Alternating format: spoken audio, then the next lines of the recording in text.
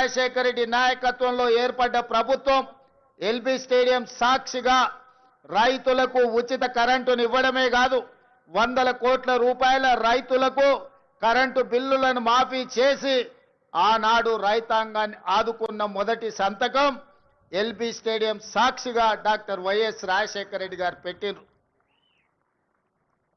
ఆనాటి సోనియా గాంధీ గారి ఆదేశాలను తీసుకున్న రాహుల్ గాంధీ గారి అండగా ఏర్పాటు చేసిన ఈ ప్రజా ప్రభుత్వం మొట్టమొదటి ప్రాధాన్యత రైతాంగం.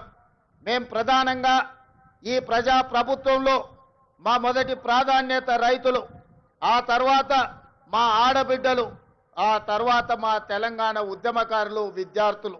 ఈరోజు తెలంగాణ రాష్ట్రంలో రైతుల గురించి చర్చించుకుంటే ఈరోజు రైతు భరోసా అన్నాడు చంద్రశేఖరరావు గారు ఎగబెట్టిపోతే ప్రభుత్వం ఏర్పడిన మొదటి 3 నెలల్లోనే 7,625 కోట్ల రూపాయలను వారు ఎగవేసిన రైతు భరోసా నిధులను మన ప్రభుత్వం, మన ఆర్థిక మంత్రి బట్టి విక్రమార్క గారు మొట్టమొదటి విడతలో రైతు భరోసా నిధులను వేయడం జరిగింది.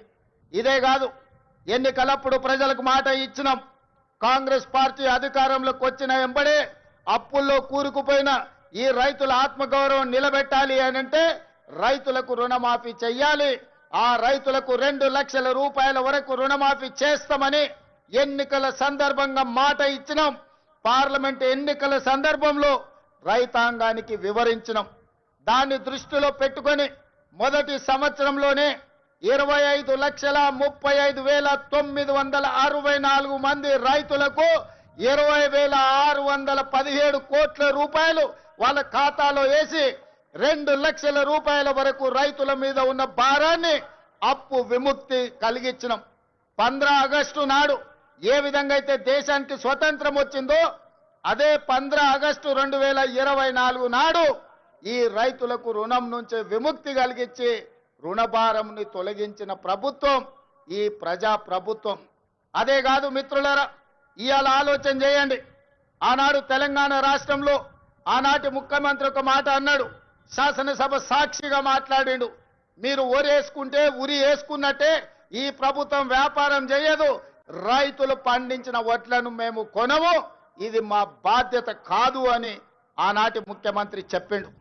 మరి ఆనాటి ముఖ్యమంత్రి ఆ విధంగా మాట్లాడితే మన ప్రజా ప్రభుత్వం అధికారంలోకి వచ్చిన వెంబడే రైతాంగానికి ఒక మాట చెప్పినాం, మీరు వరి పండించండి, చివరి గింజ వరకు కొంటాం, కొనడమే కాదు కనీసం మద్దతు ధర ఇవ్వడమే కాదు, సన్న వడ్లు పండించండి, 500 రూపాయల బోనస్ ఇచ్చి మీరు పండించిన పంటను మేము కొంటామని తెలంగాణ రైతాంగానికి మాట ఇచ్చినాం.